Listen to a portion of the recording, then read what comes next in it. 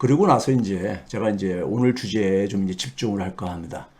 이제 첫 번째 소주제로 이제 잡은 것이 뭐냐면은 우리 주변에 보게 되면은 뭐 늘 나오는 얘기가 뭐 특히 이제 우리가 21세기 들어가지고 보게 되면은 억만장자들 새로운 억만장자들이 끊임없이 이렇게 배출되는 뉴스가 이렇게 도배되고 그러고 있죠. 그런데 그럼에도 불구하고 그런데 더 많은 사람들이 내핍 생활을 또 이제 강요를 받고 있는 이 현실이잖아요. 그래서 이게 왜 그런가? 이게 왜 그런가? 이 문제를 우리가 좀 진지하게 고민을 해야 될 것 같고요. 그래서 제가 아까 이제 현실과 이상을 아까 지적하신 그 분한테 말씀드리고 싶은 것은 우리가 근본적으로 그러니까는 근본적으로 그러니까 본인이 생각하는 이상이라는 것이 본질을 아마 이제 비유를 하신 것 같은데 본질을 다루어야 해야 되는 타이밍이 있고요. 그 다음에 우리가 부분적으로 우리가 이렇게 수리를 해서 살 수 있는 때가 있습니다. 그러니까 우리가 제가 늘 비유하는 거지만은 우리가 오랫동안 살고 있는 집을 보게 되면은 뭐 10년, 심지어는 20년, 30년이 돼도 물론 여러 가지 이제 그러니까 수리수선할 때가 많이 생기잖아요. 수리수선하면서 이제 삽니다. 수리수선하면서 살아요. 그런데 그게 누적되다가 어느 시점에 가게 되면은 집 자체를 허물어야 될 때가 있습니다. 집 자체를 허물고 새 집을 짓는 것이 훨씬 더 그러니까는 수리수선하는 비용보다도 더 이 효율적일 뿐만 아니라 더 지혜로운 때가 많이 있죠.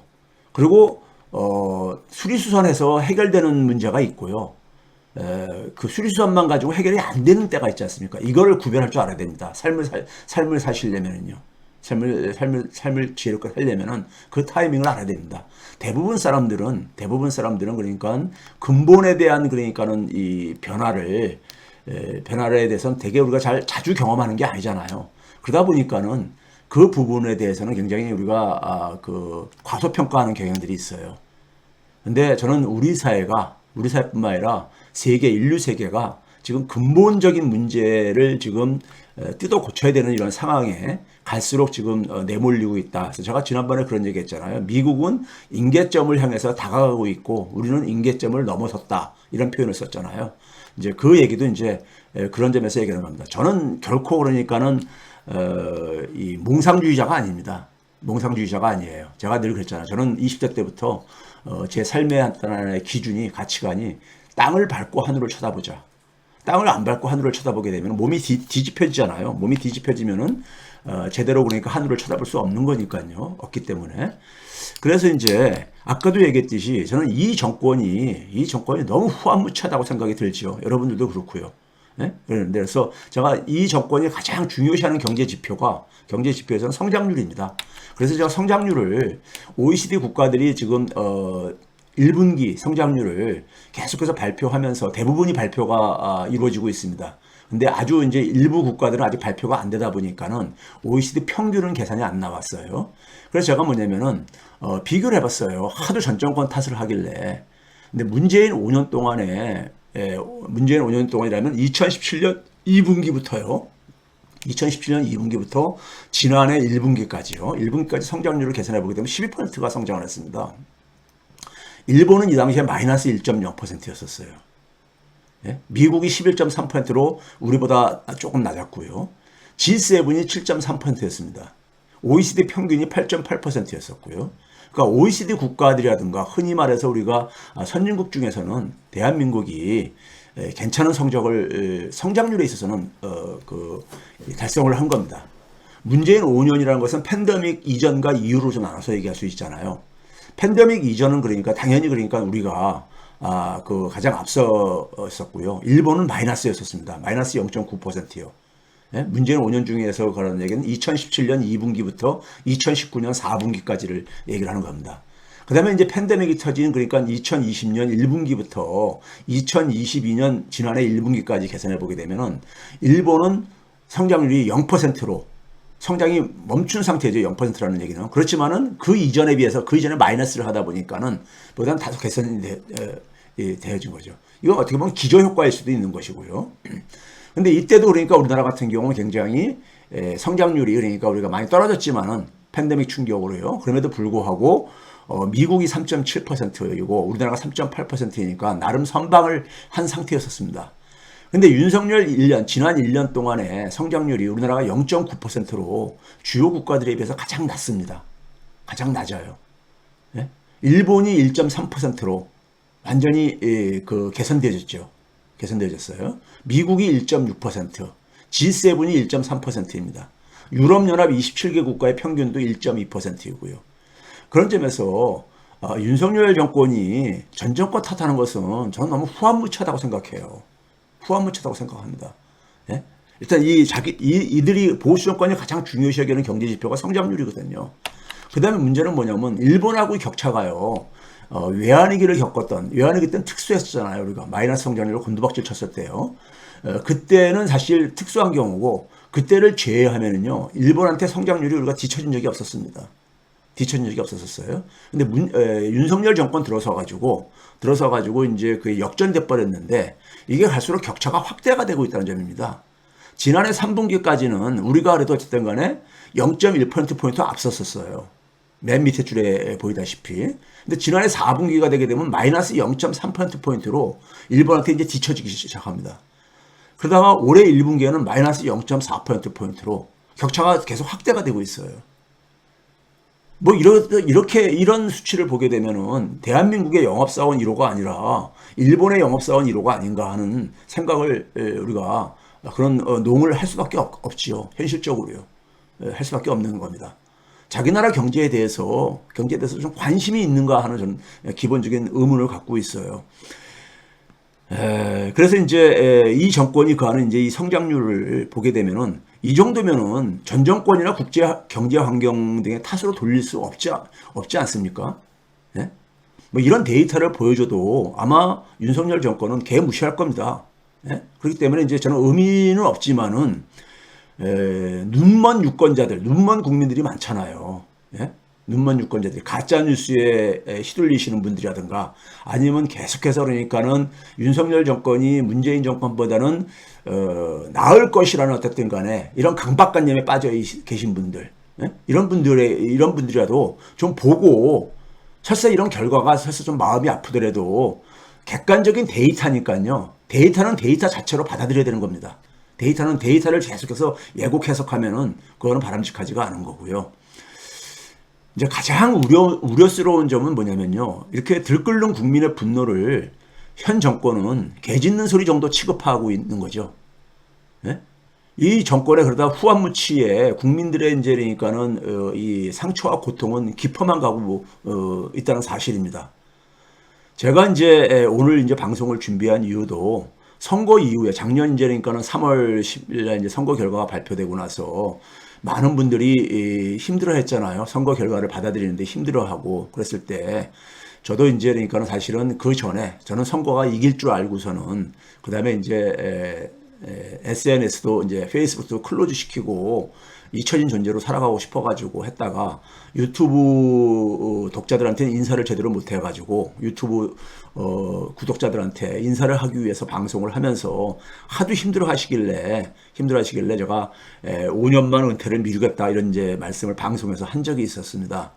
그때 이제 제가 무슨 얘기를 했냐면은 그 힘들어하는 분들에게 우리 같이 손을 잡고 제발 그러니까 너무 힘들어가지고 마음에 병을 만들지 말라. 화병이 생기니까 옛날 어른들 보게 되면은 그런 걸 많이 저는 겪었어요. 그래서 옛날 제가 좋아하는 어른들이 일찍이 돌아가신 분들이 많습니다. 화병 걸려가지고요. 일제시대에 살고 이승만 시기 박정희 시대 살면서 화병에 걸리신 분들을 많이 봤었습니다. 그래서 저는 뭐냐면 마음의 병을 제발 만들지 말아라. 그리고 이제 5년 이후를 준비하며 즐기자고 제가 했지요. 이제 그런 이제 표현을 했기 때문에 저는 여러분들에게 지금 굉장히 힘들어하는 분들에게 어떻게 보면 마음의 트라우마를 지금 이제 사실은 갖게 될지도 모른다는 생각이 드는데요. 책임감을 느끼고 있습니다. 책임감을 느끼고 있어요. 그래서 이제 오늘 방송을 준비한 거고요. 오늘 본격적인 방송을 이제 시작하기 전에 여러분들에게 하나의 좀 이제 위로가 될지 모르겠지만은 이런 말씀을 드리고 싶어요. 저들이 겉으로는 아무리 뻔뻔스러운 모습을 보여도 속은 저는 까맣게 타들어가고 있을 것입니다. 까맣게 타들어가고 있을 거예요. 왜? 시간이 가도 그러니까는 계속해서 악화 인류를 걷고 있고, 악화 인류를 걷고, 경제도 악화 인류를 걷고 있고, 사실 뭐 지지율도 그러니까는 뭐 이 변화가 없고, 국민들의 시선은 자꾸서 차가워지고 있고, 그렇죠? 그러니까 시간이 지날수록 초조감이 커질 것입니다. 그거는 제가 여러분들에게 확실하게 말씀드릴 수 있어요. 그러니까 우리보다도 사실은 저들이 그러니까 더 그러니까는 속이 까맣게 타들어갈 겁니다. 타들어갈 거예요. 그래서 이런 말에 좀 여러분들이 그 유한을 가졌으면 좋겠는데, 제가 이렇게 말씀을 드리는 이유는요, 제가 그래도 나이살이 좀 먹은 편인데 현대사의 독재자들을 제가 모두 겪었습니다. 이승만부터 해가지고 사실은 이 전두환, 노태우 이 정권까지 계속 겪었고, 그 이후에 뭐 말할 것도 없고요. 이명박, 그러니까 우리가 박근혜, 소위 말해서 지금 윤석열, 이건 말할 것도 없고요. 겪으면서 제 나름대로 그러니까는 생긴 지혜와 경륜이라는 게 바탕을 둬서 말씀을 드리는 겁니다. 그래서 여러분들에게 제가 오늘 방송을 준비한 것도, 제가 이제 그 당시에 5년 이후를 준비하면서 이제 우리가 그러자 그랬잖아요. 제가 오늘 이 방송을 준비한 거는요, 그런 겁니다. 우리 사회가 민주주의가 너무나 취약하다는 걸 확인했잖아요.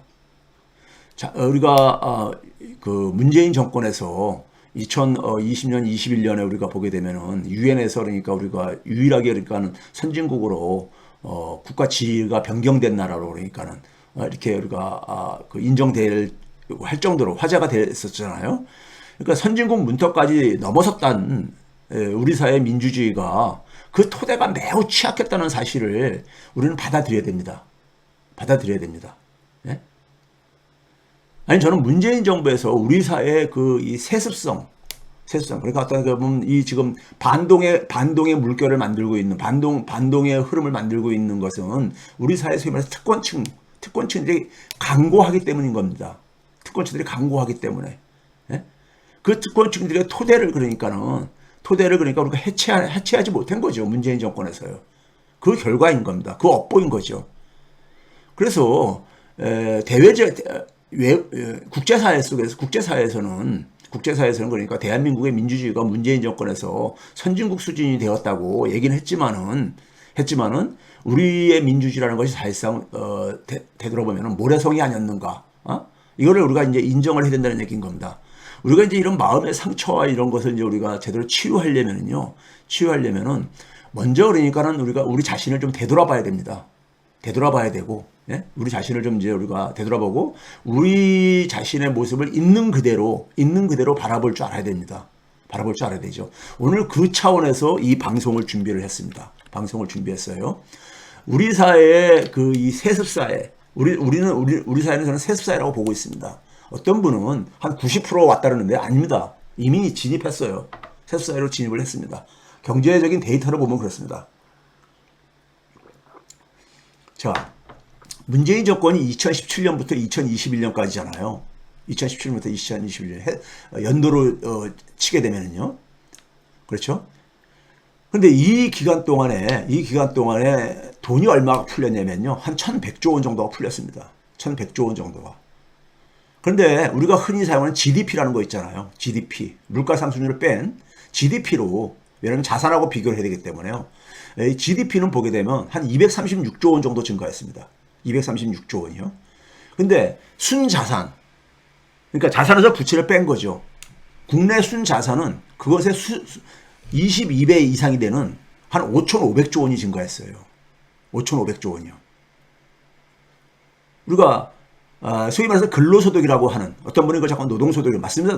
근로라는 것은 이게 일제 식민지 시기에 이게 표현이기 때문에 열심히 일을 하라는 이런 그러니까는 이런 좀 노동에 대해서, 노동을 그러니까 하나의 수탈 대상으로 그러니까 보는 관점의 용어지요. 노동이 맞는데 현재 그러니까 어쨌든 간에 제도적으로 법적으로 사용하는 게 근로소득이라고 되어 있기 때문에요. 근로소득이 141조가 증가했어요. 이 5년 동안에. 그런데 가계의 순자산은 그것의 24배인 3,334조 원이 증가했습니다. 3,334조 원이 증가했어요. 그러니까는 우리 사회는 기본적으로 제가 항상 그러잖아요. 자산 중심의 사회다. 그러면 이 1100조 원 가까운 돈이 어디로 흘러갔느냐? 이 자산으로 갔다는 얘기죠. 자산으로 간 겁니다. 땀 흘려 일하는 소득, 즉 새로운 가치를 만드는 걸 우리가 생산이라고 하는데 생산활동에 그러니까는 별로 돈이 안 가고 대부분 돈이 뭐냐면 자산시장으로 갔다는 얘기인 겁니다. 이거를 우리가 이 사실을 직시를 해야 돼요. 이 사실을 직시해야 됩니다.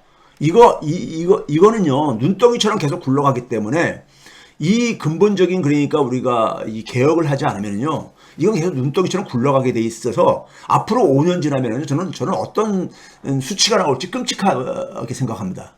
전문가로 볼 때는요. 예? 앞으로 5년 후면은 이 수치는 진짜 끔찍하게 더 끔찍하게 변해 있을 겁니다. 지금보다도요. 그러니까 여러분들 이런 것을 수리수선해가지고 될 거라고 착각들 하지 마세요. 지난 20년 동안에 계속해서 이게 누적 증가해 왔거든요. 그러니까 수리수선해서 해결될 문제가 있고 근본적으로 그러니까 우리가 이 문제를 그러니까 우리가 들여다보고 이 문제에 대한 성찰이 없으면은요, 우리 사회는 우리 아이들 사회는 세습사회입니다. 세습사회예요. 종이 조각에 있는 그러니까 법 앞에 평등이라는 이 허울 좋은 평등을 할 뿐이지 사람들은 기본적으로 그러니까 다 신분의 등급이 있는 그런 사회인 겁니다. 내용적으로는 사실 그래요, 지금요. 자, 그 다음에 한번 봐보세요. 세금입니다. 지난 5년 동안 세금을 보게 되면은 근로소득세가 한 18조 원 정도 증가했어요. 그런데 재산세는 4조 원, 상속증여세는 한 8조 원. 앞에 제가 보여드렸잖아요. 자산과 관련된 부분이 수십 배가 더 증가했는데 노동소득보다 노동을 통해서 그러니까 벌어들인 소득에서 내는 세금이 거의 그러니까는 상속증여세 그러니까 2배 이상이 된다는 거, 재산세 거의 4배 이상이 된다는 거, 이게 여러분들 정당하다고 생각합니까? 예? 그러니까 기본적으로 그러니까 이게 왜 그러냐? 우리가 근로소득세하고 양도소득세율이라는 거 있죠. 양도소득세율이요. 양도소득세율은 우리가 이제 뭐 주식이나 부동산을 팔아갔을 때 소득에 그러니까 우리가 증가가 생겼을 때, 소득의 증가가 생길 때 거기에 대해서 매기는 세금인데, 그렇죠? 사실 그 불로소득이잖아요. 불로소득이거든요. 근데 이게 노동소득하고 똑같은 소득세율을 적용을 해요. 그러니까 노동소득하고 재산소득이 같은 소득입니까? 재산소득은 사실 불로소득이잖아요. 재산소득이 사실 그러니까 우리가 어떻게 보면은 더 많은 혜택을 보고 있어요. 특혜를 보고 있어요. 그래서 누가 노동을 하려고 그러겠어요? 그 사회에 어떻게 새로운 가치를 만드는 생산활동이 활성화될 수 있습니까? 이게 바로 그 이유예요. 새로운 억만장자들은 끊임없이 배출되는데 더 많은 사람들은 계속해서 내핍 생활에 내몰리는 이유가 바로 이겁니다. 이거예요. 이거를 바꾸지 않고 이거를 그냥 어떻게 적당히 수선한다겠다는 겁니까? 자, 봐보세요. 그 다음에 이제 우리가 은행들의 그러니까 우리가 이익을 한번 봐보세요. 지난 우리가 5년 동안에. 예국인 지분율이 그러니까 60에서 73%까지 있는 신한은행, 국민은행, 하나은행. 이거 사실 예국인들 다 장악했죠. 민영화하면서요. 민영화할 때부터 그러니까요. 다 외환위기 이후에요. 영업이익 증가율이 국민은행이 한 45%고요. 하나은행은 70%나 증가했습니다. 영업이익이요. 그 기간 동안에 가계소득은 16%뿐이 안 증가했어요. 예? 이게 정상적인 겁니까? 예? 은행들의 이 이익은 누구한테 그러니까 이 이익을 이런 이익을 그러니까 우리가 챙긴 겁니까요? 결국은 그러니까는 대출받아가지고 빚으로 살아가는 사람들한테 기생을 해가지고 얻어낸 소득이잖아요. 근데 이 이익 증가율이 가계소득 증가율에 3배에서 5배 이렇게 된다는 게 정상이냐고요.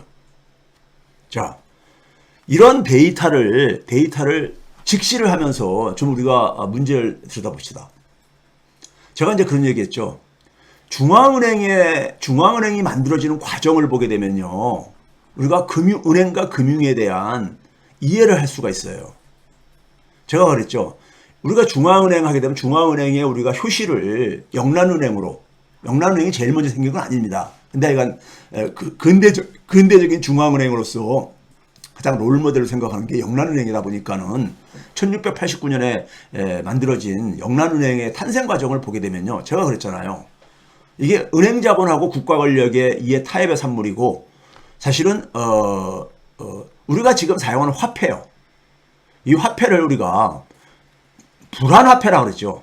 불환화폐란 건 태환화폐의 반대말이죠. 태환이라는 것은 이게 바꿀 한자니까요.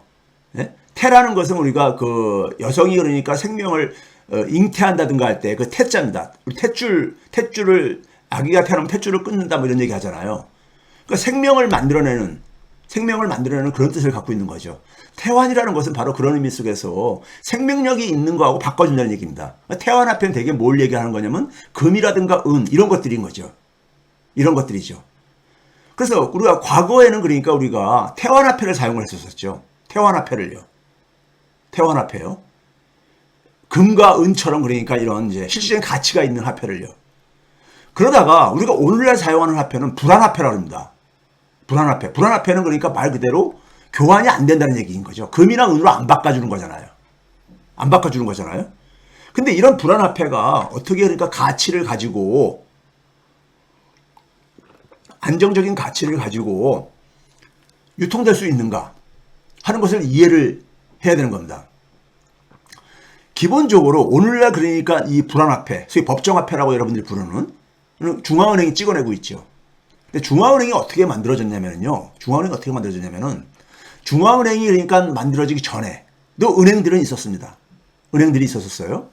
그 은행들은 그 당시에 뭐냐면 자신의 은행권을 발행을 했어요. 근데 사실상 태환화폐였었죠.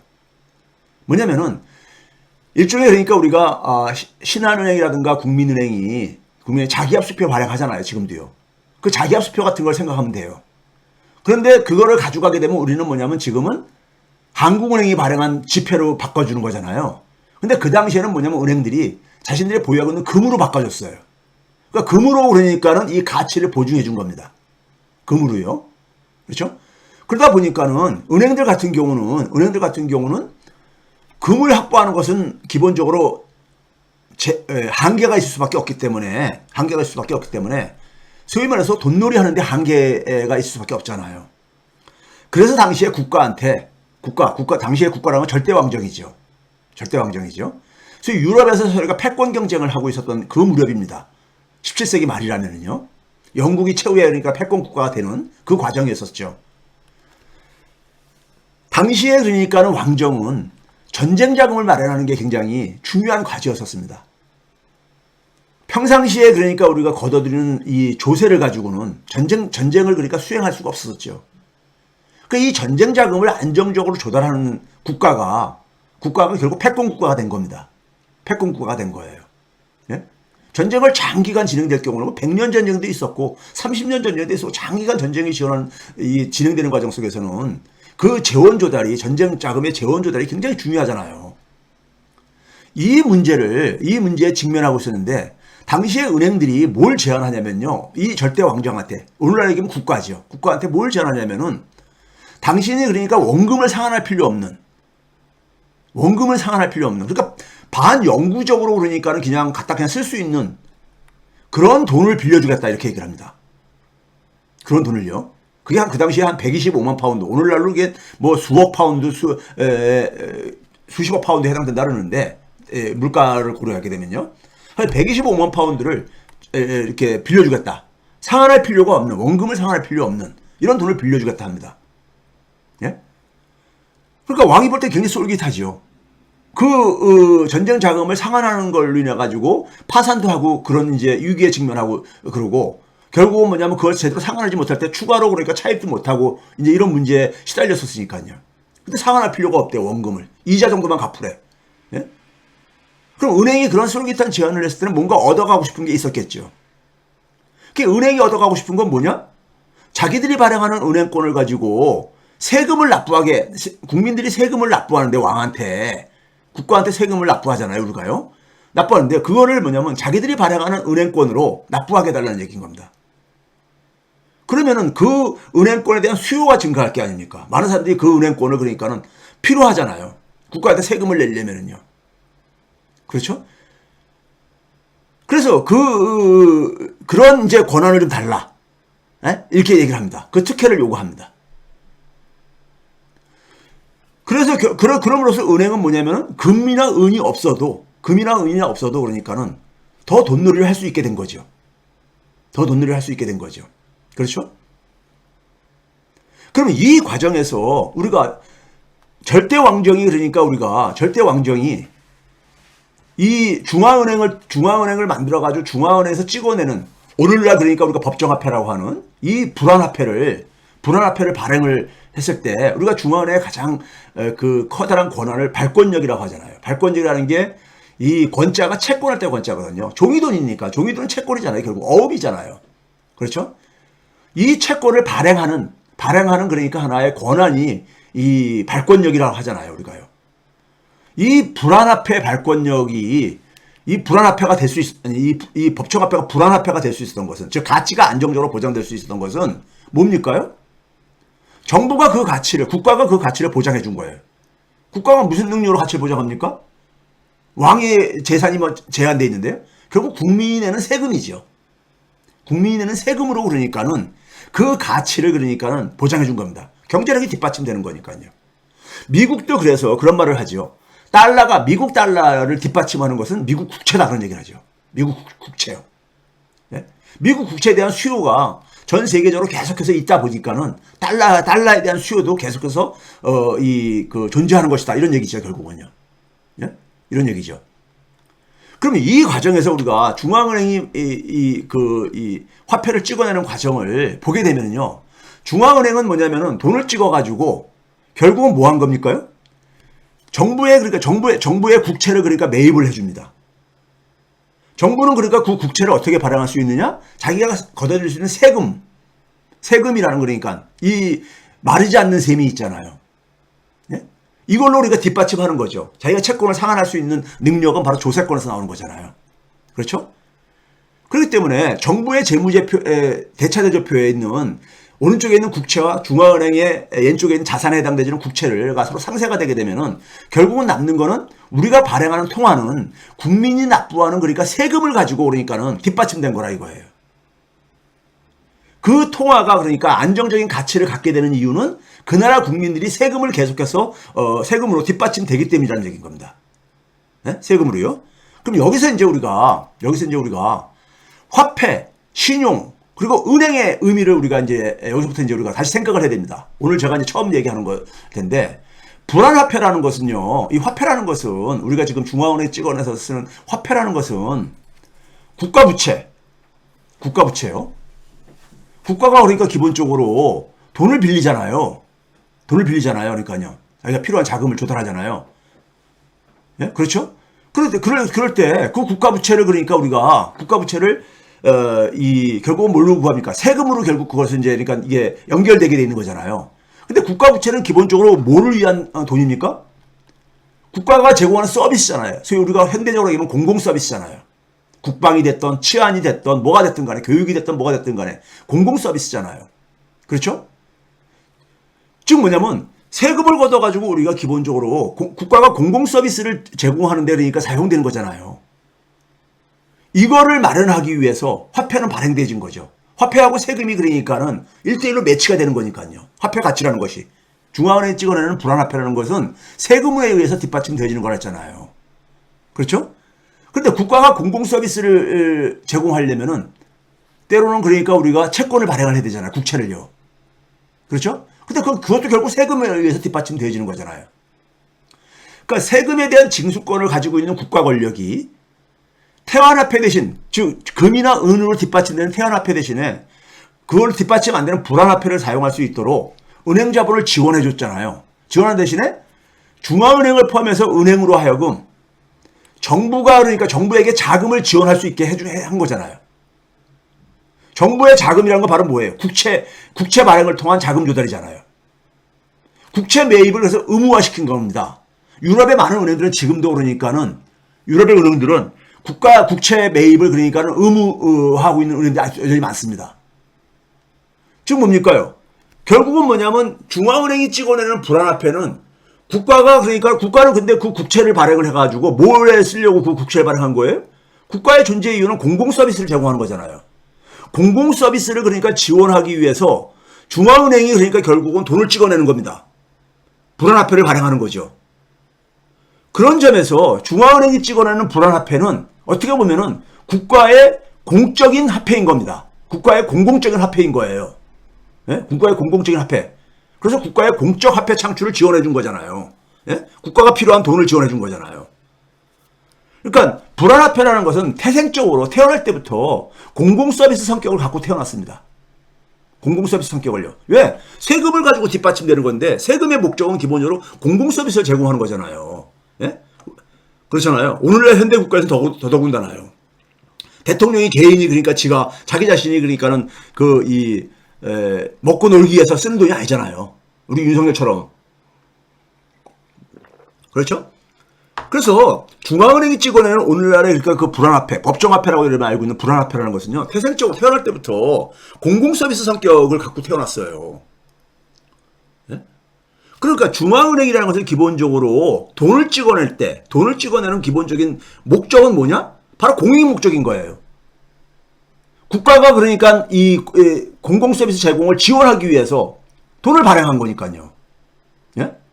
그걸 우선해가지고 화폐 공급이 그러니까 그거 되는 겁니다.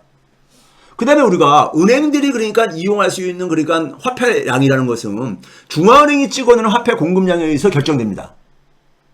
중앙은행이 찍어낸 돈이 은행들 간에, 은행이 그러니까는 가게나 기업한테 빌려주면서 대출해주고 그것이 생산활동이나 소비활동에 이용되어지면서 다시 또 그러니까 은행으로 순환하고 그러면서 이게 더 이제 그러니까 우리가 신용이 창출되지긴 하지만은 기본적으로는 중앙은행이 공급한 화폐 공급량에 의해서 결정되는 거죠.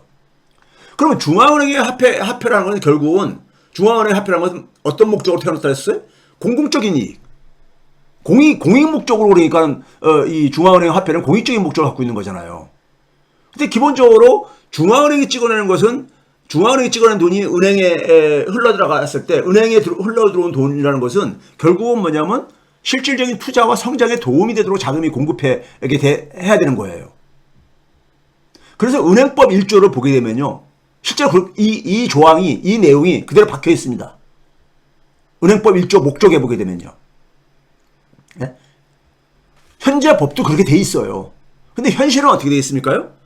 은행은 사실 그러니까 우리가 실물적인 이러한 경제활동, 산업이 발전하고 경제가 성장하는 데 돈을 지원하기보다는 그냥 이익이 되는데 그냥 다 돈놀이 하는 거죠. 예? 주로 이제 주택자금 대출 이런 데 많이 가잖아요. 소위 불로소득을 창출하는데 돈들이 그러니까 많이 흘러들어가고 있는 거예요. 왜 그렇게 됐느냐? 은행이 그러니까는 은행의 목적이 이게 왜곡됐기 때문에 그렇습니다. 자, 기본적으로 그래서 제가 다시 한번 정리하겠습니다. 불안화폐, 우리가 지금 중앙은행이 찍어내는 화폐를 불안화폐라고 합니다. 금과 은으로 안 바꿔주는다는 의미에서요. 불환입니다. 교환이 안 된다 이거죠. 실질적인 가치가 있는 귀금속으로요.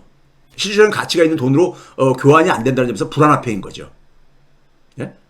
그런데 이 화폐는 기본적으로 국가부채와 공공서비스, 세금 이것을 표현하기 위해서 발행된 거다 이거예요. 예? 국가가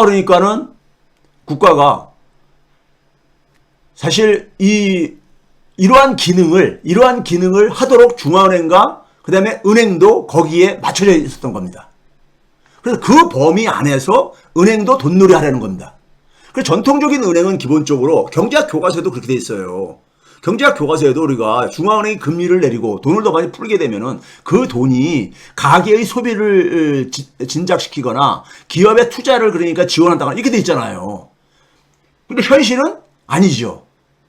현실은 자산시장으로 불로소득을 만드는 부분으로 대부분 돈들이 흘러 들어가고 있다 이거예요. 예? 즉 국민이 그러니까는 세금을 가지고 뒷받침한 걸로 정부는 그러니까는 가치를 보증해 준 겁니다. 중앙은행이 찍어내는 화폐에 대해서 그래서 지금도 중앙은행이 이익을 내게 되게 되면은 그 재정에 귀속되게 돼 있습니다. 중앙은행이 손실을 보게 되면 재정에서 그것을 그러니까 메꿔주게 돼 있고요. 예? 그러니까 중앙은행의 우리가 가장 강력한 권한은 그 화폐 발행이잖아요. 불안화폐 발행. 예?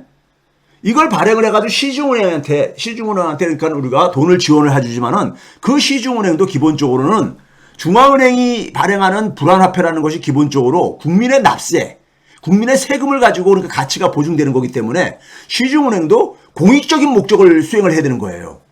그래서 실질적인 투자라든가 실질적인 성장에 도움되는 쪽에 돈을 운용하게 돼 있는 거예요. 네? 그렇게 돼 있는 거죠. 그런데 현실은 여기에서 한참 나가 있죠. 금융자본들의 영향력이 강화되면서 월가가 워싱턴을 장악하면서 그리고 미국이 그러니까 월가에서 장악되고 난 이후에 다른 나라들한테 그러니까 자신들의 그러니까 월가 시스템을 그대로 그러니까 이식시키고 월가의 요구대로 그러니까 재편하면서 우리나라 같은 경우 외환위기에 이후에 그렇게 돼버립니다.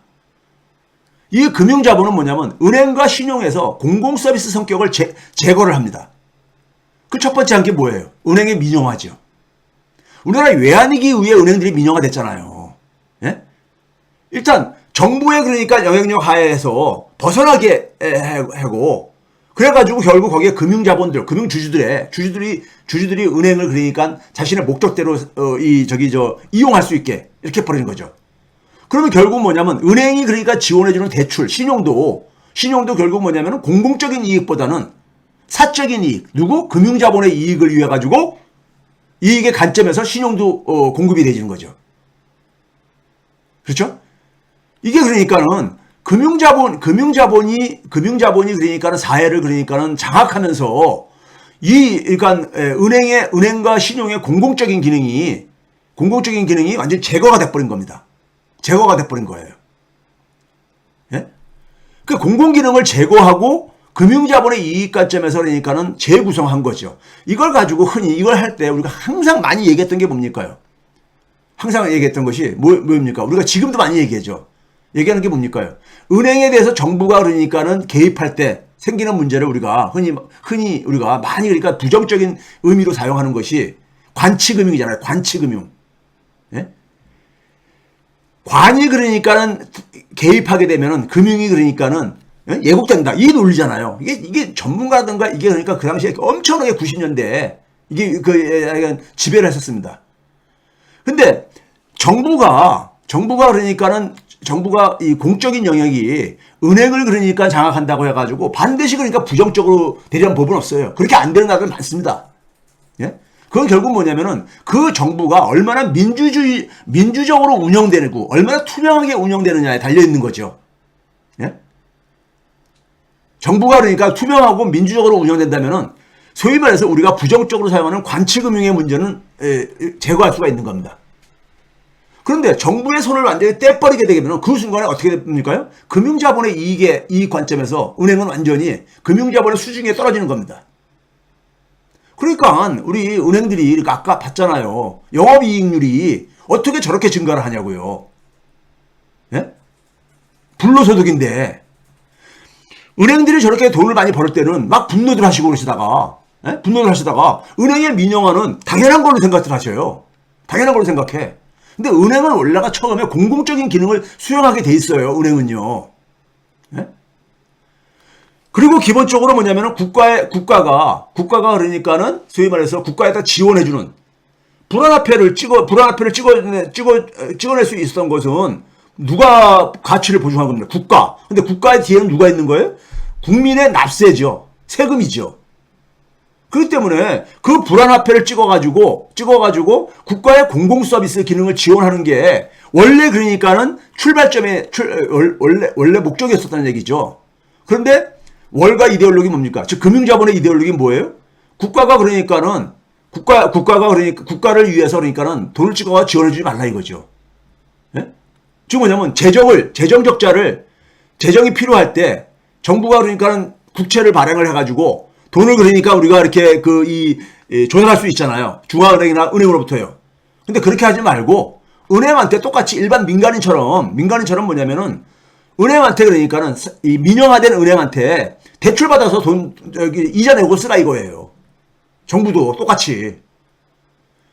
이렇게 현실이 돼버렸잖아요.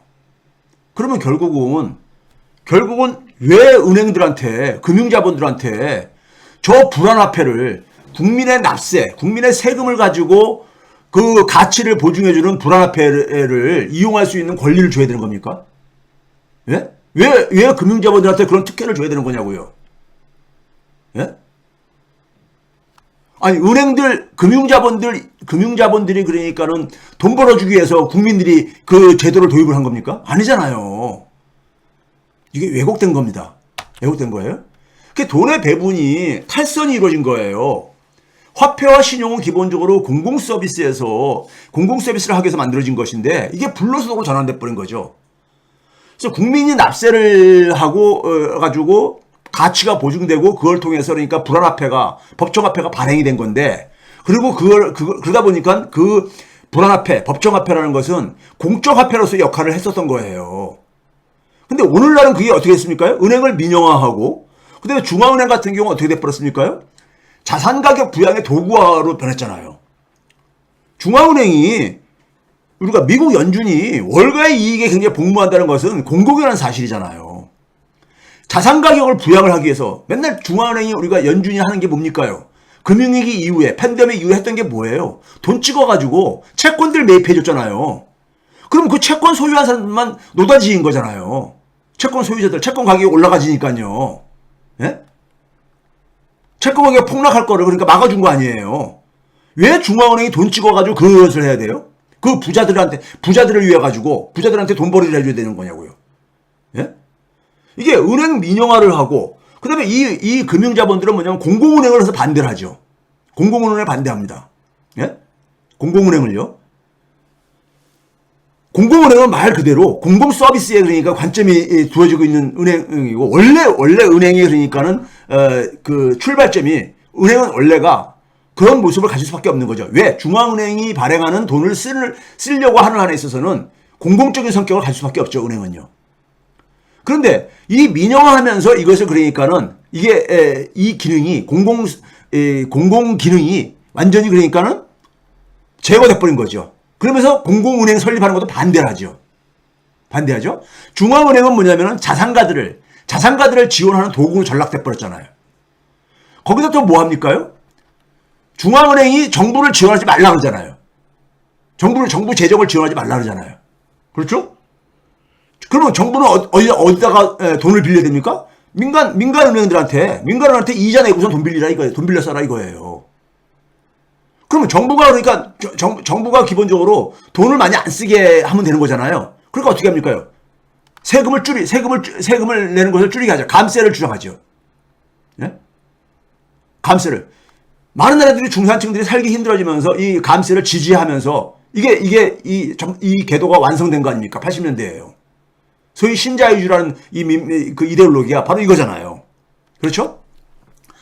여러분들 70년대 이후에 제가 이거 가끔 한두 번 정도 보여드리는 그림 같은데 이게 뭐냐면요. 미국에 있어서 1910년대부터 2000년대까지 보게 되면은 이 점선이 뭐냐면요. 점선은 뭐냐면은 상위 1% 가구 자산 비중이에요. 전체 자산은 상위 1%가 차지하는 자산의 비중입니다. 실선은 뭐냐면은 이 국가가 발행한 채권 있잖아요. 정부 채권이요. 정부 채권들이 발행된 정부 채권 중에서 상위 1% 가구가 소유하는 비중이에요. 네? 이게 같이 움직이잖아. 이게 뭘 의미하는 겁니까? 네? 부유층들이 그러니까는 정부에게 그러니까 돈을 빌려줬다는 얘기 아닙니까? 네? 정부한테 돈을 빌려준 거잖아요. 그럼으로써 뭐냐면은 정부가 그러니까는 민간 신용에 의존을 하게 만든 거 아닙니까? 예? 민간 신용한테. 그러면서 어떻게 된 겁니까? 불평등을 그러니까는 정부가 그러니까는 소위 말해서 민간 금융의 영향력에 완전 장악이 된 거죠. 그러면서 불평등이 상위 1%의 가구의 자산 비중이 급등을 하잖아요. 예? 이게 불평등을 나타내는 지표잖아요. 자산 불평등 특히요. 그렇죠? 자, 우리나라 같은 경우 한번 생각해 보세요. 우리나라는 금융하고 부동산이 완전 콜라보를 이루는 이런 사회 아닙니까? 제가 늘 얘기했듯이 우리나라 부동산 카르텔. 부동산은 그러니까 재벌 자본들이 한두 개씩 다 갖고 있고 건설회사요. 부동산은 금융하고 한 형제예요. 그렇죠? 부동산 거래하는데 금융 안 끼고 할 수 없잖아요. 은행 역시 마찬가지로 담보대출을 좋아하니까는 부동산 담보대출을 선호하잖아요. 그래서 아까 앞에서 봤듯이 우리나라가 자산이 크게 증가하는 이 상황 속에서 가계부채가 급증한 거가 바로 이 그림이 나타내주는 거죠. 금융은 담보대출을 해줘, 부동산에다가. 그러면 이것을 그러니까 부채를 상환해야 되잖아요. 부채 상환하면서 부채만 상환합니까? 이자도 상환해야 되고요. 거기에서 불로소득을 많이 챙기는 거죠, 금융은요. 그렇죠? 그 다음에 이 부동산에 투자한 사람들은 또 임대를 줘가지고 임대로도 챙기고 이것도 다 불로소득 아닙니까요? 그렇죠? 그래서 금융과 부동산이라서 생기는 이 소위 말해서 한 몸뚱아리 속에서 생기는 불로소득이 우리 사회를 지배하고 있는 거잖아요. 지배하고 있는 거잖아요. 그러니까 생산자하고 소비자들이 생산활동을 해가지고 얻는 노동소득이라는 것이, 노동소득은 뭡니까요? 노동소득은 별로 증가하지 않으면서 거기서도 마찬가지로 그 노동소득 중에서 상당 부분을 결국은 금융 부분에다가 이자도 내야 되고 부동산에다가 그러니까 임대료도 내야 되고 여기저기 다 뜯기는 거죠. 뜯기는 거죠. 그러니까 가계의 소득은 제대로 증가할 수가 없죠. 생산자들도 마찬가지로 그러다 보니까는 이게 별로 그러니까 그 생산활동이 별로 그러니까 우리가 장려가 될 수가 없죠. 금융이나 부동산에서 훨씬 더 많은 이득이 생기는데. 즉 생산활동을 통한 소득이라든가 노동활동을 통한 소득이 금융과 부동산, 금융의 그러니까 불로소득에 지배를 받고 있는 거잖아요. 지배를 받고 있는 거야. 예? 불로소득을 그러니까는 불로소득을 지원해주는 하나의 수단으로 전락돼버린 거잖아요. 그러니까 앞에서 아까 보여줬듯이 자산이 그러니까는 소득보다 수십 배가 증가하는 게 더 증가 속도가 높은 게 당연한 거 아닙니까? 이거를 방치하는 한에 있어서는요, 대한민국 있잖아요. 세습사회는 갈수록 더 고착화됩니다. 우리 자녀 세대 때는 진짜예요. 완전히 신분제 사회가 될 겁니다. 자, 금융자본에 정부와 정치가 완전히 다 포획돼 버렸죠. 우리 사회 관료, 정치인, 예? 뭐 이 돈 있는 사람뿐만 아니라 예? 산업까지 다 포획돼 버렸죠. 금융의 넓은 범위에서 그러니까 은행, 보험, 부동산, 소위 우리가 파이어라 그러죠. 파이어, 예? 파이어, 파이낸스, 그다음에 인슈어런스, 리얼 이스테이트 합성을 해서 파이어라 그러죠. 이런 금융 부분에서 그러니까 우리가 정부나 기업이나 가게한테 다 돈을 빌려주는 거예요. 돈을 빌려주고 있잖아요. 그렇죠? 정부조차도 그러니까 여기에 의존을 하고 있는 거 아닙니까? 예? 그러니까 여기다 상환을 해야 되잖아요. 원금과 이자를 상환을 해야 되잖아요. 예? 그렇죠?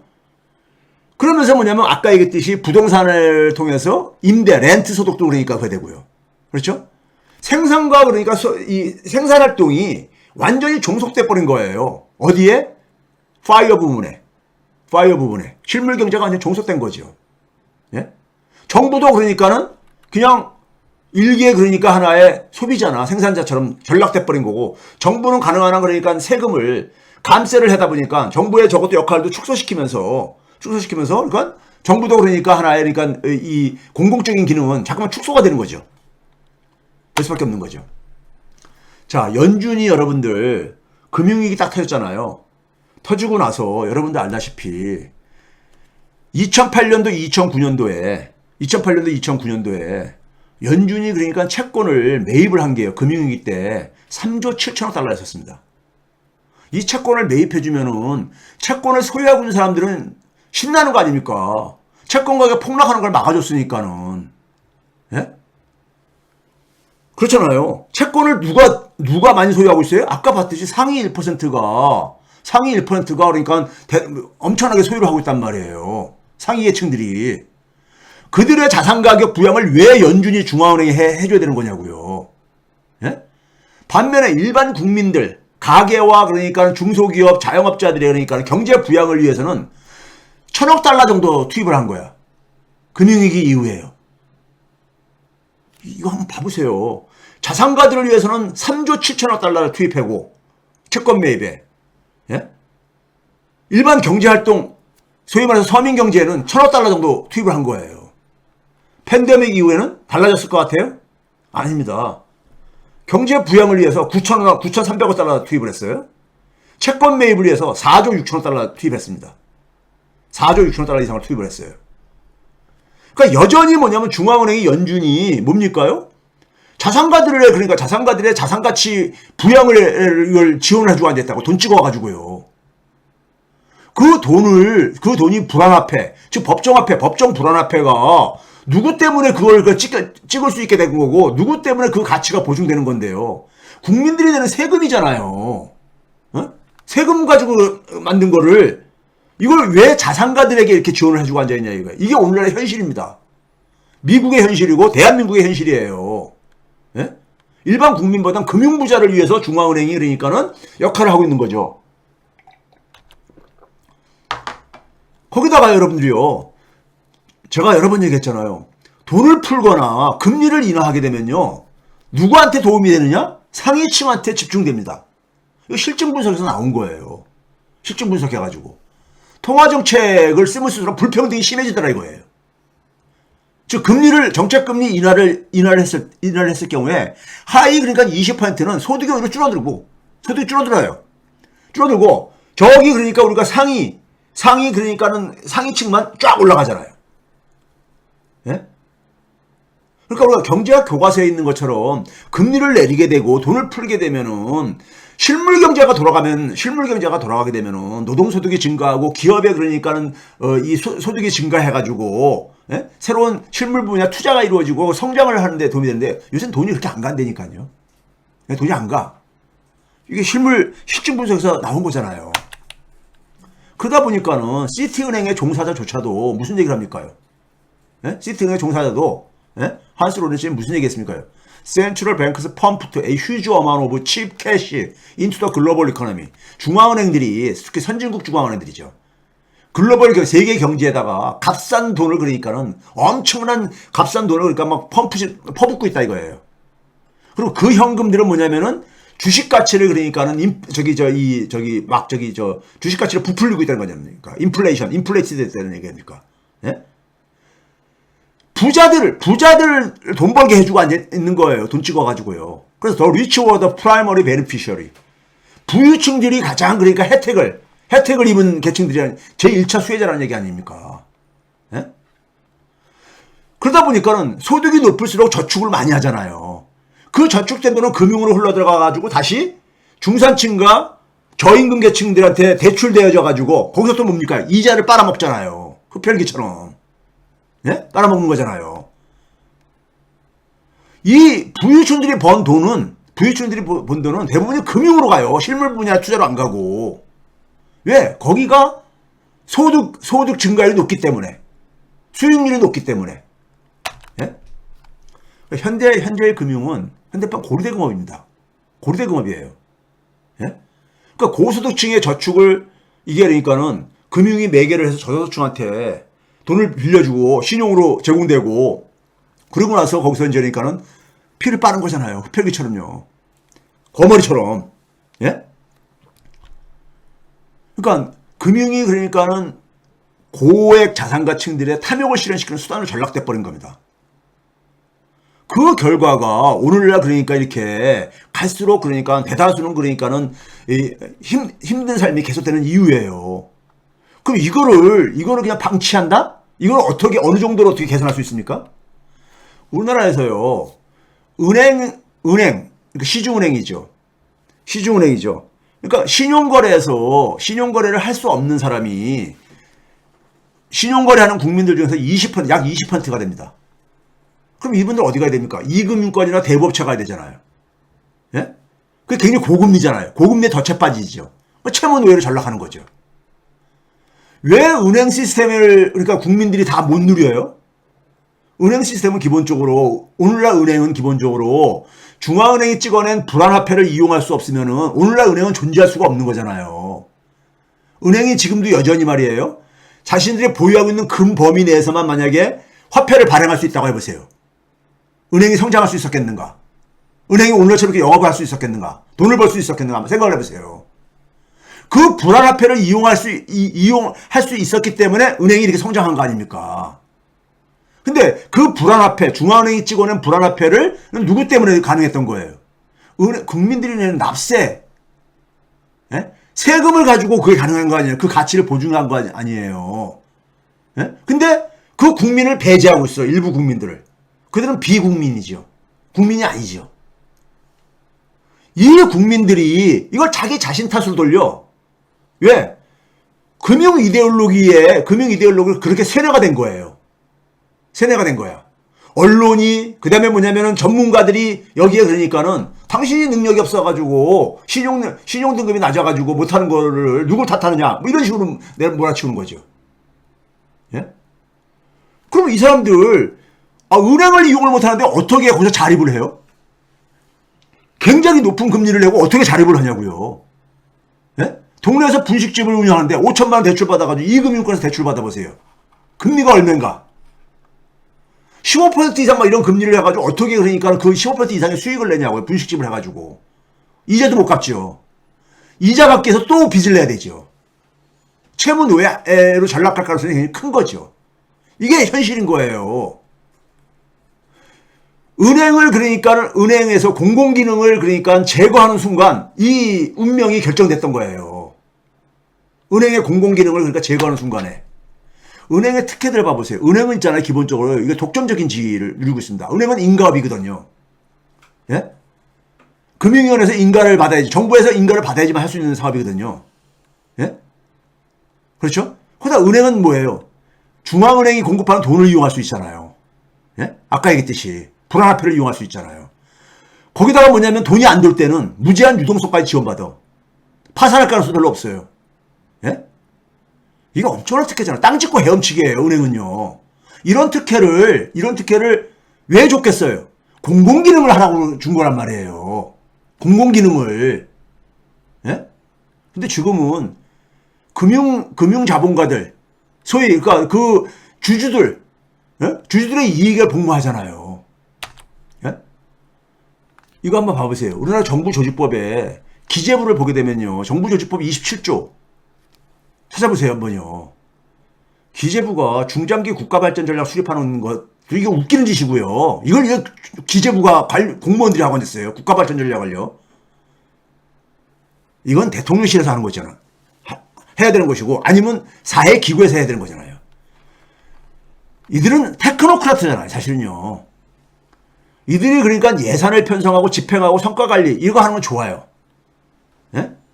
하는데 이것도 그러니까 우리가 예산도 내용은 그러니까 선출 권력이 결정해야 되는 거잖아요. 예? 이제 문제는 그 얘기 오늘 하자는 게 아니라 이들이 갖고 있는 권한에요. 제가 그린 색깔로 표현했습니다. 화폐에 대한 권한 갖고 있죠. 돈 찍어내는 거. 그래서 중앙은행이 한국은행이 제가 뭐랬습니까? 한국은행 법 한번 들여다보세요. 한국은행이 어디 관리를 받냐면요. 기재부 경제정책국인가에 과로 과에 산하로 돼 있습니다. 외환 업무 담당하고 있잖아요. 외환 업무요. 화폐, 외환 둘 다 돈 문제잖아요. 세금을 관련하고 있다 보니까는 부동산 정책 발표할 때 보면은 세금이 꼭 끼잖아요. 세제가. 그러니까 기재부가 발표를 하고 그럽니다. 예? 국토부하고 같이. 그 국토부 옆에 서 있고 국토부 장관은 기재부 부총리가 발표를 하고 그러는 일이 종종 있는 이유가 세금과 관련되어 있기 때문에 부동산 이 대책도요. 예? 그러니까 기재부에 대해서 그러니까 제가 그래서 기재부에 대한 이 민주적 통제가 절대적 과제인 이유가 제가 그런 거에서 하는 겁니다. 제가 여기서 한 가지 제가 그래서 문재인 정부 때 기재부 개혁을 하면서 모피하게 하고 엄청나게 애쳤잖아요. 예? 당시에 홍남기 체제를 가지고 제가 뭐냐면 이 박근혜 3기다 이런 식으로 제가 칼럼도 쓰고 그래가지고 제가 처음에 문재인 지지자들한테 굉장히 제가 공격을 받았었어요. 예? 문재인 정부 지지층들한테 초창기에는요. 나중에 시간이 지나면서 그들이 얼마나 반동적인 걸 알면서 이제 그러니까는 저를 이해해주고 그랬는데 초창기에는요. 저를 굉장히 공격했습니다. 문재인 정부 지지층에서요. 예? 제가요 2020년이죠. 2020년 우리가 코로나가 이제 창궐할 때잖아요. 창궐할 때인데 그때 4월 달에 우리가 코로나 상황에서 우리가 총선이 있었잖아요.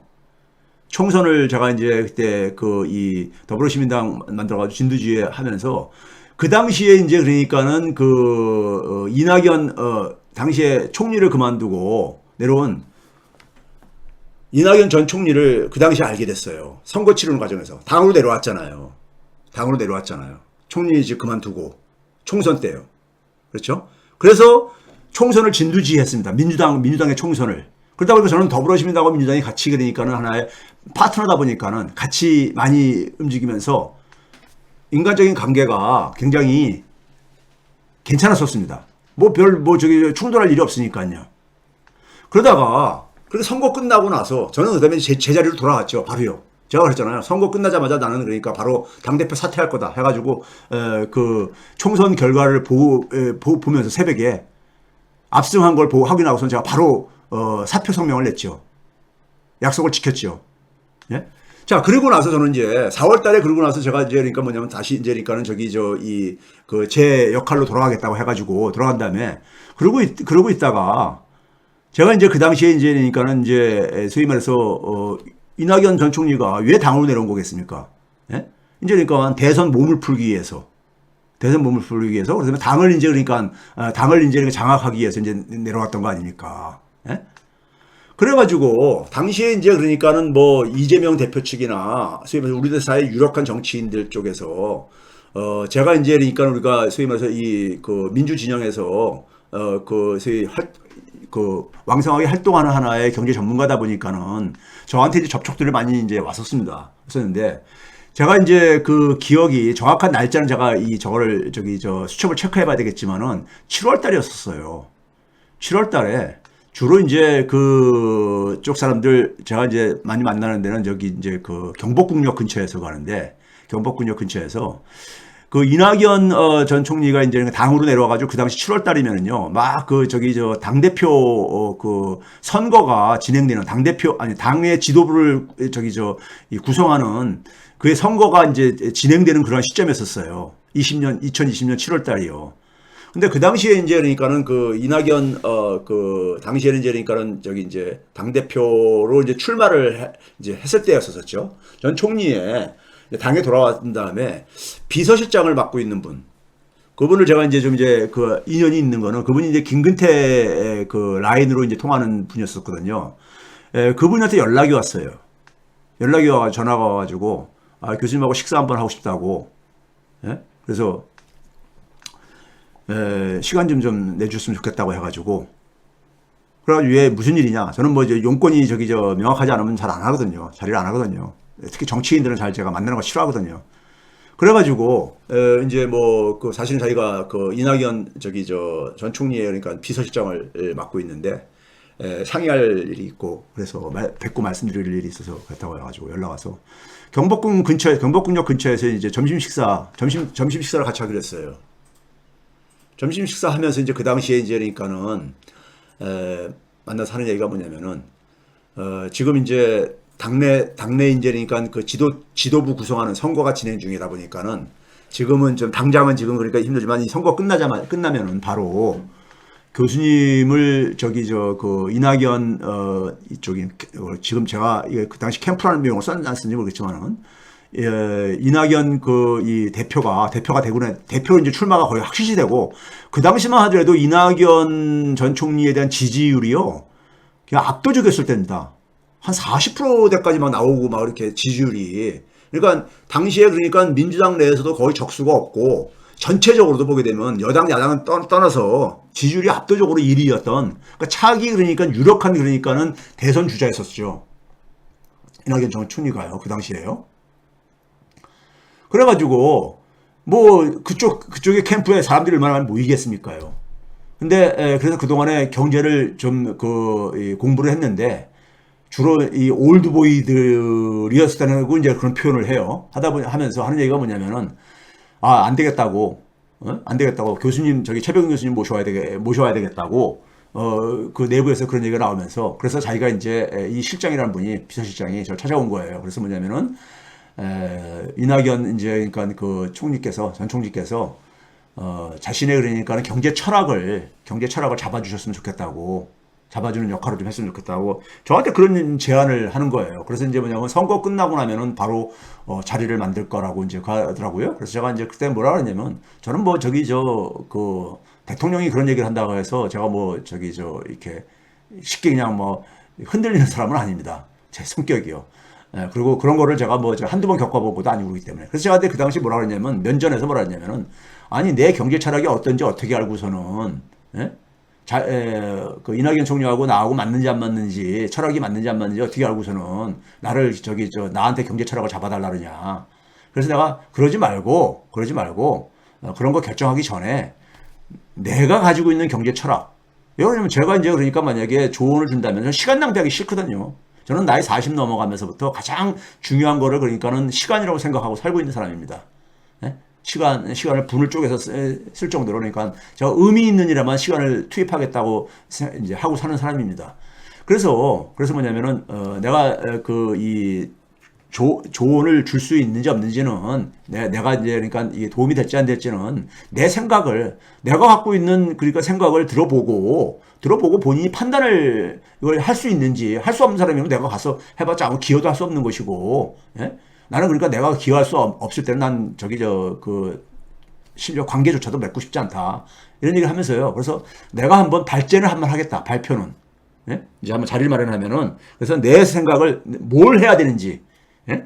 우리 경제 상황을 그러니까 일단 내가 진단을 하고 그다음에 뭘 해야 되는지를 다음 정부가 뭘 해야 되는지를 내가 그걸 중심으로 해서 내가 이제 한번 발제를 하겠다. 그걸 들어보고서 그러니까 서로가 궁합이 맞을지 안 맞을지는 그때 가서 생각하자. 이렇게 하고 헤어졌어요. 그게 아마 7월 한 20일 전후 정도 됐을 거예요. 여름이었으니까. 예? 예, 막 땀 흘리면서 밥 먹고 점심 제가 땀을 많이 흘려가지고요. 그래서 헤어졌어요. 헤어지다 막 선거가 진행됐잖아요. 그 당시 이제 8월 달에 이제 그러니까 무슨 이슈가 이게 그 부상을 했냐면요. 전 국민 그러니까 이 재난지원금 우리가 이제 그해 3월 달에 그게 이제 그러니까 우리가 이 코로나가 굉장히 창궐하면서 전 국민 재난지원금 주는 게 막 이슈가 됐었잖아요. 그때도 제가 그러니까 그거를 그러니까 관철시키려고 그거 관철 안 시키게 되면 총선 진다 하면서 그래서 하여간 그 관철시키는 데서도 한 1, 2를 담당한 사람이거든요. 예? 그랬는데 하여간 그래서 이제 저는 뭐냐면 2차 이제 그러니까는 이제 그 관철을 시키게 되면은 저는 이제 국민의 기본소득에 대한 개념도 확 이제 그러니까 이게 업그레이드가 될 것이고 해가지고 이제 두 번째 2차 이제 전 국민 재난지원금 주는 거에 대해서 논란이 될 때였습니다. 1차 전국민 재난지원금이 5월 달부터 8월 달까지 쓰는 걸로 이렇게 돼 있었고, 근데 여전히 코로나는 굉장히 심각했었고, 여전히 자영업자들은 굉장히 어려운 상황이 지속됐기 때문에 그 상황 속에서 이제 코로나 대책 겸 해가지고 2차 이제 그러니까는 그 재난지원금 지급이 이제 이슈가 되고 그랬었어요. 그때 뭐냐면은 이제 홍남기 그 부총리가 뭐냐면은 절대 반대. 1차 때도 절대 반대했던 사람들이 반대했어요. 기재부에서는 모피아들은요. 전 국민 주는 거를요. 예? 부분적으로 줘야 된다 해가지고 청와대 내에서도 그러니까 그걸 장악해가지고 부분적으로 줘야 된다고 이렇게 그랬습니다. 근데 그걸 어쨌든 간에 뚫고 어쨌든 관철시켰던 거예요. 전 국민으로요. 예, 관철시켰던 건데 8월 달에 이제 그게 다시 또 이제 2차 주는 게 이제 부상이 되면서 저는 이제 2차도 전 국민을 줘야 된다. 이 얘기를 하면서 이제 그러니까는 이제 홍남기는 이제 그러니까 자기 자리를 걸고 반대하는 이런 입장을 이제 막 표명하고 그랬었습니다. 근데 제가 이제 그 당시 이제 파악한 게 뭐냐면 홍남기는 그 이낙연 사람이라는 것을 왜냐면 이낙연 전 총리가 총리를 할 때 거기 국무조정실장을 했거든요. 국무조정실장. 사실상 그러니까는 총리의 그러니까는 머리 역할을 하는 게 국무조정실이거든요. 예? 국무조정실장은 되게 기재부 출신들이 합니다. 기재부 출신. 그게 장관 자리인데 하고 그리고 이제 이낙연 그 총리가 이제 그러니까는 그 정부 부처를 상당히 많이 장악했다는 얘기를 제가 이제 듣고 청와대까지 심지어 장악했다는 얘기를 듣고 이제 이런 얘기를 이제 제 귀에 들려던 상황이었었어요. 그래서 이제 홍남기는 완전히 이낙연 사람이고 다 해가지고 제가 이제 그때 이제 뭐라고 했냐면은 전 국민 이제 2차 그 재난지원금을 가지고 홍남기 이제 채백은 이제 선택을 하라고 제가 이제 그런 메시지를 계속 보냈어요. 만약에 여기서 전국민 재난지원금을 이낙연 그 대표가 받지 않으면은 당시 이제 당 대표가 이제 거의 8월 말에 이제 확정이 됐었었죠. 아마 그때 일정상이요. 그때 그러니까 그거를 관철시키든지 하면은 내가 그러니까는 지금 경제 철학에 있어서 궁합이 맞는 걸로 일단 내가 수용할 수 있으니까는 하든지 아니면 그거를 못 받아들이면은 최백운 교수하고는 그러니까는 같이 일을 할 수 없는 걸로 생각을 하라고 제가 메시지를 계속 보냈어요.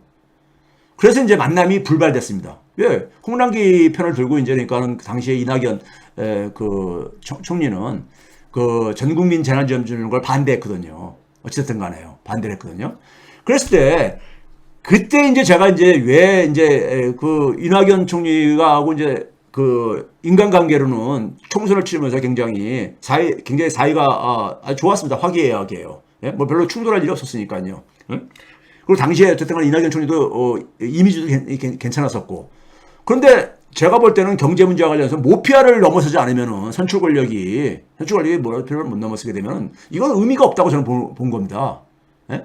문재인 정부에서도 지금 그러니까는 모피아한테 끌려다니고 있는데 또 끌려간다 다음 정권도? 그러면 이거는 그러니까 국민들의 삶이 그러니까 기본적으로 개선이 안 된다고 보고서는 그래서 제가 이낙연 후보하고 사실상 결별을 한 겁니다. 그 2차 전국민 재난지원금을 그걸 두고선요. 그때 제가 이 모피아가 그러니까는 지역 화폐 반대하고 이런 거 그러면서 이제 거기에 이제 그러니까는 같은 이제 철학을 공유하는 이재명 후보를 이제 손길을 내밀었을 때 제가 이제 도움을 좀 준 이유가 그런 배경이 있습니다. 제가 이 얘기를 하다 보니까 모피아 얘기다 보니까 또 이제 옛날 생각이 나서 좀 말이 길어졌습니다. 그다음에 이제 금융위원회 우리가 금융위에 관련된 그 법안을 보게 되면 17조에 보게 되면요. 금융위가 사실은 은행이라든가 금융을 그러니까 완전히 그러니까는 제도적으로 법적으로 장악하고 있어요. 원래가 그렇습니다. 원래가 그래요. 예? 이게 뭐냐면은 금융기관 그러니까 설립, 합병, 전환 이거 모든 거 다 그러니까 인가사항이에요. 예? 제대로 안 지키게 되면 그러니까 이거를 기본적으로 제재도 할 수 있어요. 영업을 그러니까 중단시킬 수도 있고 엄청난 권한을 갖고 있습니다. 예? 엄청난 권한을 갖고 있어요. 정부가 사실상 그러니까 왜 이렇게 만들었느냐? 기본적으로 금융이라는 것은 공공적인 기능을 하게 처음에 태생적으로 그렇게 돼 있는 거예요. 근데 그걸 지금 안 하고 있는 거죠. 왜? 금융 자본들한테 완전히 장악당한 거야. 그러니까 우리나라 이제 이 기재부 관료들이요, 재무부 관료들이 소위 말해서 그러니까는 이 문민정부 이후에 그러니까는 소위 국가 정부 주도의 그러니까 개발 정책을 악으로 취급하면서 이걸 다 민영화시키면서 그러니까는 당시에 재벌자본들한테 굉장히 특혜를 주고 그랬듯이 외환위기 이후에는 소위 월가 자본들이 그러니까 또 하나 이제 시어머니로 등장한 거예요. 대한민국에요. 등장을 하면서 그러니까는 이 공무원들은 기본적으로 힘이 센 사람들한테 붙거든요. 자기 자신들이 그러니까는 그 밑에서 어쨌든 간에 권력을 누리거든요. 그러니까 대한민국에 그러니까는 그 권력은 시장으로 넘어가 버렸고, 예? 소위 김영삼 정부 이후에 사실상 권력이 시장으로 넘어간 겁니다. 넘어간 상태 속에서 외환위기 이전에는 재벌자본만 존재했는데 외환위기 이후에는 금융자본까지 하나가 또 힘이 등장한 거예요. 그래서 우리나라는 뭐냐면 이 금융자본과 재벌자본 이 양축 자본을 그 힘을 구성하고 있는데 기재부 관료들은 여기 딱 달라붙는 거죠. 힘이 이쪽으로 갔다고 생각해가지고 금융자본의 이익에 복무하는 국민의 이익보다는 금융자본의 이익에 복무를 하고 있는 거죠. 그러다 보니까는 퇴직하고 나면 다 금융기관에 그러니까 자무로 가잖아요. 그 이유가. 그럼 거기서 이제 그러니까 영입하는 이유도 뭐냐면 계속해서 정책 로비해라 이거예요. 예? 이거 보세요. 한국은행의 금융통화위원회도 보게 되면은 기재부가 들어가고 금융위원회에는 기본적으로 기재부가 장악을 하고 있거든요. 기재부 아까 조직의 27조에 보게 되면요. 금융도 하게 돼 있잖아요. 예? 반면에 이제 뭐냐면은 기업 자본들 상공회의소 회장이 추천한 사람 한 명 들어가 있고 은행연합회 이게 은행연합회는 게 뭡니까? 시중 은행들 그러니까 이익단체잖아요. 여긴 들어가 있는데 일반 국민들 소비자나 노동자들이 추천하는 사람은 없잖아요. 그러니까 우리나라는 기본적으로 한국은행이라든가 금융위원회라든가 이 부분들이 결국은 다 금융자본들에 의해서 장악이 돼 있었어요. 금융자본의 이익에 그러니까 하수인 역할을 하는 것이 바로 기재부하고 금융위원회 출신들을 중심으로 한 모피아 집단들이 있는 거죠. 한국은행이 그러니까 공공적인 기능만 한다면요, 이금융권 대출금리도 크게 내릴 수가 있어요. 내릴 수가 있습니다. 왜? 결국 조달금리가 상당히 많은 비중을 차지하고 있는데, 조달금리 낮추게 되면 연체율도 낮출 수가 있거든요. 예? 낮출 수가 있거든요. 그렇죠? 그러니까 결국은 뭐냐면 한국은행이 그러니까 우리가 건설회사들 그러니까 자금난 시달린다고 해가지고 거기다가 돈 지원할 때는 그냥 막 열심히 앞장서서 하면서 일반 국민들한테 얼마나 그러니까는 통화 정책을 쓰고 있는가를 한번 저는 안 물을 수가 없는 거예요. 그 다음에 이제 우리가 지금 이제 이렇게 다 민영화한 상황 속에서 결국 은행과 금융의 공공 기능을 되살리기 위해서 지역 공공은행을 설립을 해야 됩니다. 지역 공공은행. 지역 공공은행이라는 건 말 그대로 지역별로 서울이라든가 경기도라든가 각 지역별로 있잖아요. 은행을 설립하는 거예요. 그래서 여기서는 마찬가지로 우리가 지역 같은 경우 전라도라든가 그다음에 호남이라든가 영남이라든가 이런 데 가 있는 은행들이 서울에 있는 그러니까 신한은행, 국민은행, 하나은행들이 거기 내려가 가지고 거기서 돈 벌어 가지고 그거를 그러니까 그 지역에다가 지역사에다 투자를 합니까? 별로 안 하잖아요. 예? 지역 경제 발전에 그러니까 무슨 도움이 되고 있습니까요?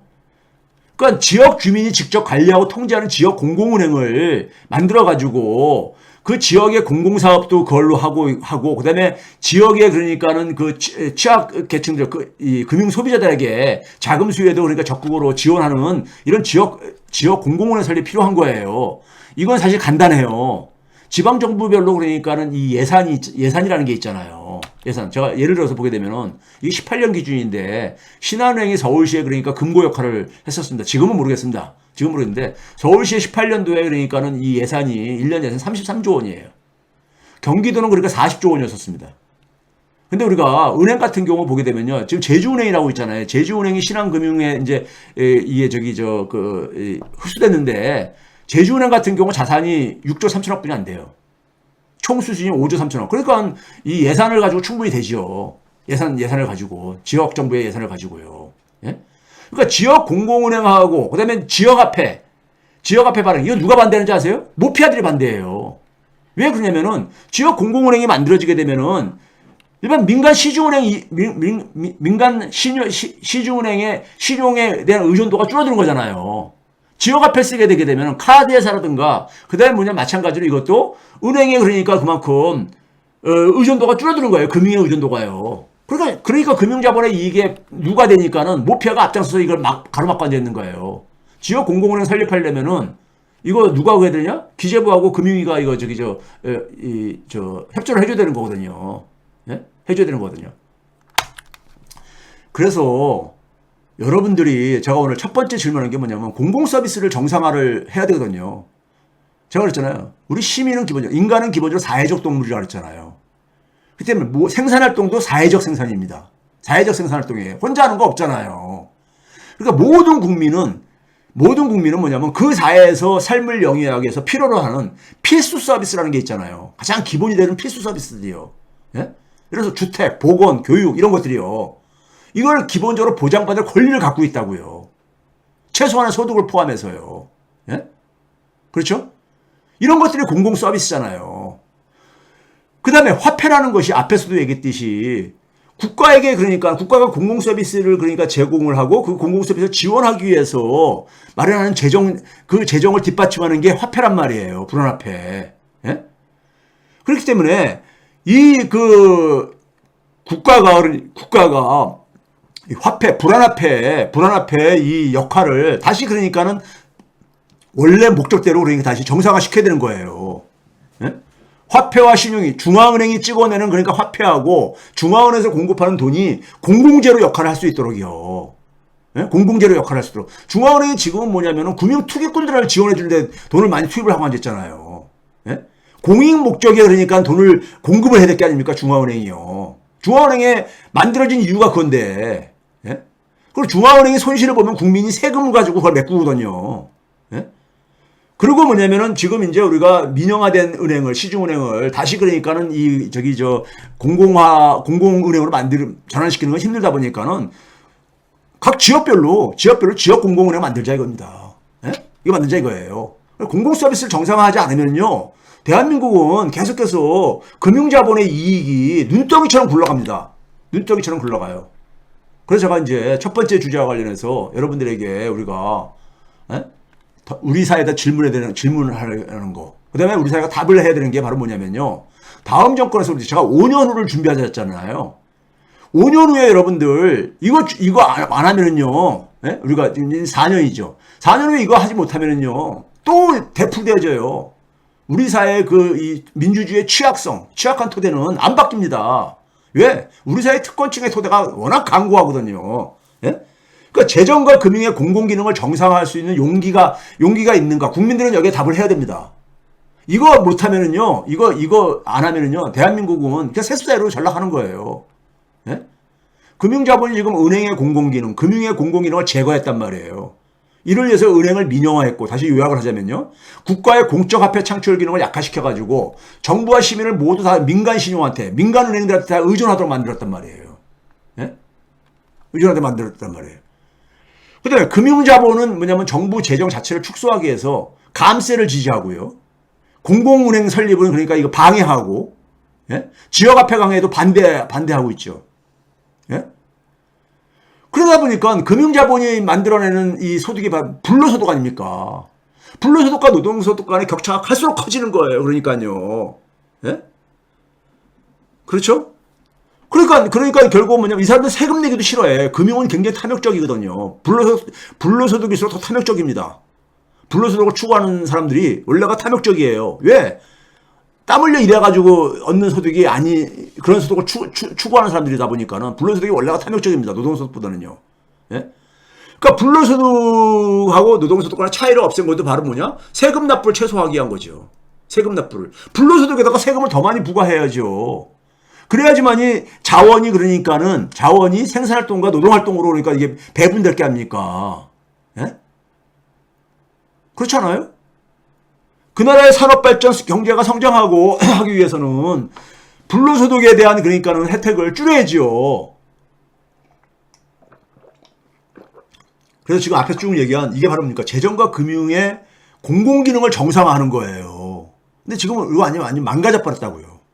망가진 결과가 뭐냐? 갈수록 불평등이 심해지고 그 다음에 국민들은 그 속에서 뭐냐 불안하다 보니까는 부동산 재테크에 올인들 하고 계시는 거고요.